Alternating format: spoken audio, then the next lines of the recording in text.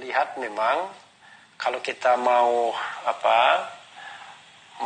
sedikit teliti ya memang tidak mudah membuktikan dakwaan, terutama dakwaan yang ancaman hukumannya terlalu besar ya.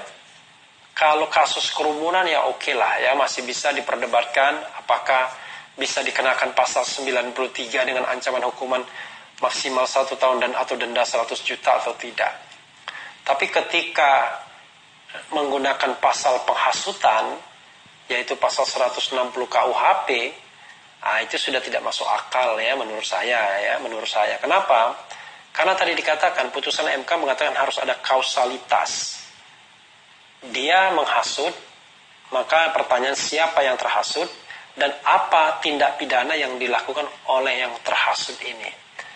Nah, secara teoritis yang terhasut juga harusnya kena tindak pidananya karena dia sudah melakukan tindak pidana.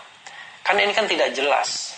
Yang terhasutnya tidak dikenakan apa-apa, kita tidak tahu siapa yang terhasut.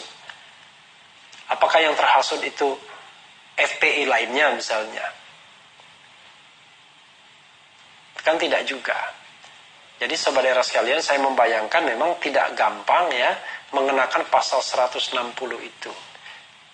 Demikian juga untuk Megamendung tidak dikenakan pasal penghasutan ya, tapi pasal soal penyakit menular yang ancaman hukumannya juga tidak banyak juga karena masih dalam spektrum tindak pidana tetapi yang terkait dengan kesehatan yang rata-rata memang tidak banyak hukumannya. Beda kalau tindak pidana kejahatan umum misalnya, ya, penghasutan, provokasi dan lain sebagainya yang rata-rata bisa 5 tahun ke atas. Demikian juga penyebaran berita bohong dan lain sebagainya yang sebenarnya dalam konteks masa lalu itu sering digunakan untuk membungkam orang-orang yang kritis sebenarnya.